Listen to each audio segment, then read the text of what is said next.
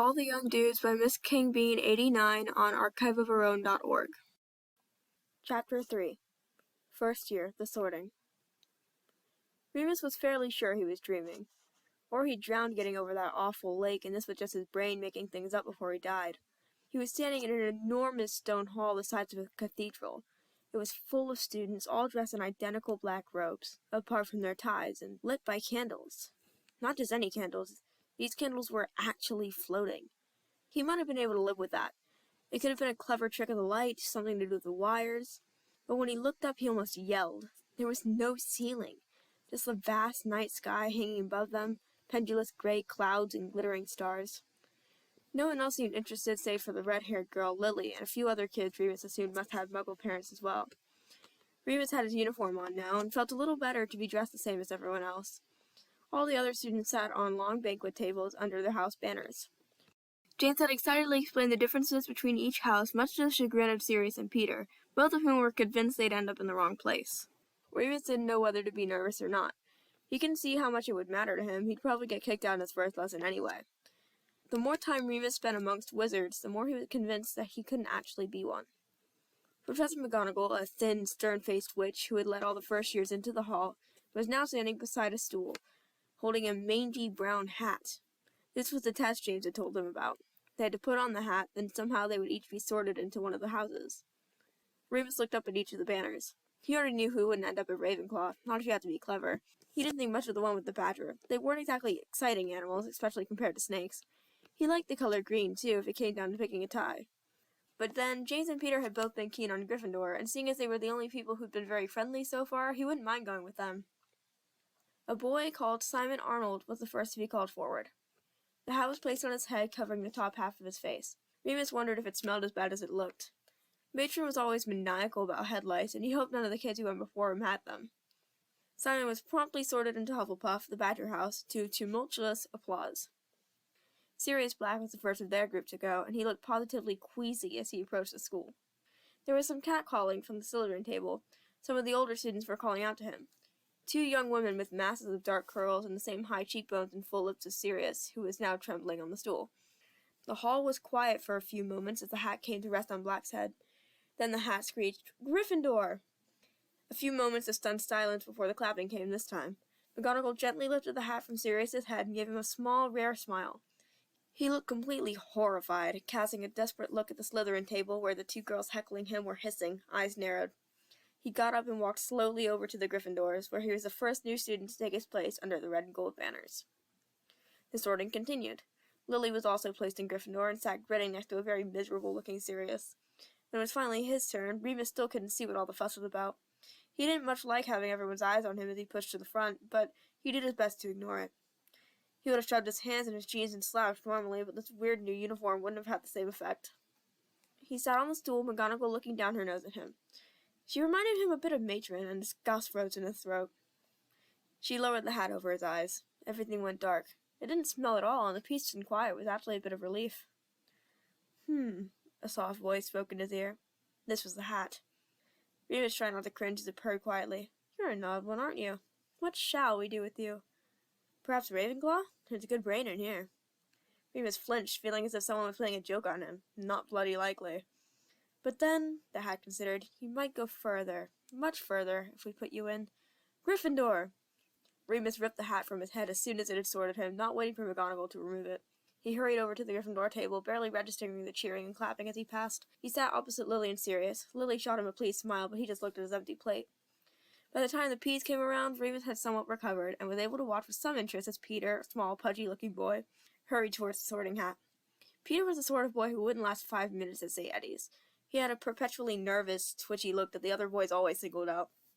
Remus was surprised that James, who was the polar opposite of Peter, relaxed, self-assured, brimming with confidence, was being so kind to someone so obviously inferior. The hat took a very long time over Peter. Even the teacher seemed to be getting nervous as the minutes ticked by. Finally, he was sorted into Gryffindor, and much more quickly so was James, who strode over to the table with a huge grin on his face. "How great is that?" he addressed the three other boys. "We all made it." Sirius groaned, his head in his arms on the table. "Speak for yourself," he replied, slightly muffled. "My father's gonna kill me." "I can't believe it," Peter kept saying, eyes wide. Though he'd clearly got what he wanted, he kept wringing his hands and shooting looks over his shoulders as someone might come over at any moment asking to try again. McGonagall did come over, but she placed a bony hand on Remus's shoulder. "Mr. Lupin," she said quietly, but not so quietly that the other boys couldn't hear. "If you would come to my office after dinner, it's up to the Gryffindor common room. One of the prefects can show you." Remus nodded, mute, and she left. "What was that all about?" James asked. "McGonagall wants to see you already." Even Sirius looked up now, curious. Remus shrugged, as if he couldn't care either way. He knew what they were thinking. The rough kid was already in trouble. Sirius was looking at his black eye again. Fortunately, the food had appeared, distracting everyone. And it really had appeared. The previously empty plates were suddenly laden with an actual feast. Gold-roasted chickens, piles of crispy roast potatoes, plates of steaming carrots, peas swimming in butter, and an enormous jug of rich, dark gravy. If the food was going to be like this all the time, then Remus wondered if he could ignore all the talking hats and the snobbish housemates. He paid very close attention as one of the Gryffindor prefects, who introduced himself as Frank Longbottom, led the first years to their common room in one of the towers. Remus hated getting lost and tried hard to cement the journey into his mind as they went. He made a mental note of the size and shape of every door they entered, each portrait they passed, and which staircase moved. He was so tired and full of good food that the moving portraits and staircases no longer seemed out of place. Once they reached the right corridor, Remus saw McGonagall's office, marked with a neat brass plaque, and decided to get the meeting over with. He paused outside the door and was just about to knock when James appeared. "Want us to wait for you, mate?" "Why?" Remus asked, eyeing the dark-haired boy suspiciously. James shrugged. "So you don't end up on your own." Remus stared at him for a moment before slowly shaking his head. "No, I'm fine," he knocked. "Enter," a voice came from within. Remus pushed open the door. The office was small, with a neat little fireplace and rows of books against one wall. McGonagall sat behind an immaculately tidy desk. She smiled thinly and motioned for Remus to sit down in the chair opposite. He did, sniffing and rubbing his nose. "I'm pleased to meet you, Mr. Lupin," the teacher said in a reedy Scottish accent. Her hair was gray, pulled back in a severe bun, and she wore deep green robes secured with a golden clasp shaped like a lion's head. "I'm even more pleased to have you in Gryffindor House, of which I am the head." Remus didn't say anything. "Your father was in Ravenclaw, you know." Remus shrugged. McGonagall pursed her lips. "I thought I'd best to speak with you as soon as possible about your condition," she said quietly. "Dumbledore has explained that you have had minimal interaction with the wizarding world so far, and I feel it's my duty to let you know that people with your particular problem face a huge amount of stigma. You know what stigma means?" Remus nodded. He couldn't spell it, but he knew the word well enough. "I want you to know that as long as you're in my house, I won't tolerate anyone treating you differently or unkindly. This applies to all the students under my care. However," she cleared her throat, "it might be prudent for you to exercise caution." "I wasn't going to tell anyone," Remus replied, "as if I want anyone knowing." "Well, quite," McGonagall nodded, looking at him curiously. "That brings me to my next point. Arrangements have been made for the full moon, which occurs this Sunday, I believe. If you could report to me after dinner, I'll show you where to go. Perhaps you could tell your friends that you're visiting someone at home." Remus snorted. He rubbed the back of his head. "Can I go now?" The professor nodded, frowning slightly. Outside, Remus found James still standing there, alone, waiting for him. "I told you I'd be okay," Remus said, annoyed. James just smiled. "Yeah, but you missed Longbottom give us a password. I didn't want you to be stuck out here all night. Come on." James led him to the end of the corridor, where hung a large painting of a voluptuous woman wearing pink. "Widdershins," James said, and the portrait moved away, swinging out like a door. They entered the common room. There had been a rec room at St. Edmund's Boys' Reformatory, but it was nothing like this. That room had been sparsely decorated, containing a black and white, 2 small TV, and a few board games. The decks of cards were always incomplete, and most of the chairs were broken or damaged. The Gryffindor common room was warm, comfortable, and cozy. There were huge, squashy-looking sofas and armchairs, a thick maroon rug in front of the blazing fire, and even more paintings adorning the walls. "We're up here," James said, leading Remus towards a winding staircase in one corner. At the top there was another door which opened into a bedroom. Again, this was nothing like the facilities at St. Edmund's. There were 4 beds, all enormous, hung with thick red velvet curtains with gold-trimmed tassels. There was another fireplace, and each boy had a heavy mahogany trunk and sets of shelves by their beds. Remus saw his sad little suitcase propped up against one of the trunks. He moved over, assuming that was his bed. Peter was rifling through his own things, pulling out clothes, magazines, books, making a terrible mess. "I can't find my wand," he wailed. "Mom made me pack it so I wouldn't lose it on the train, but it's not here." "Pete," James grinned. "Your mom asked me to look after it, remember?" James and Peter, Remus had learned since the train, had grown up as neighbors and knew each other quite well. though two boys couldn't be any more different, and Remus still didn't understand why James didn't want to beat the shit out of Peter. Sirius was sitting up on his bed, trunk still packed. "Cheer up, mate," James said, going to sit next to him. "You didn't want to be in Slytherin anyway, did you?" 500 years, Sirius replied stonily.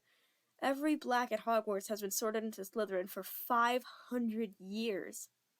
"Well, it's about time someone tried to be different, eh?" James slapped him on the back jovially. Remus opened his trunk. Inside there was a large pewter cauldron, another item Dumbledore had scrounged up from the second-hand bin, he imagined.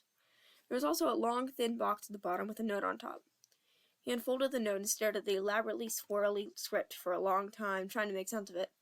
He only recognized the word father and guessed that it was also from Dumbledore, but it had belonged to its father.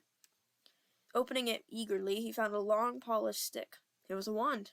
He hadn't thought about wands yet, but he took it in his hand and squeezed the wood firmly. It was warm to the touch, like his own flesh, and felt supple as he turned it in his hands. It felt good.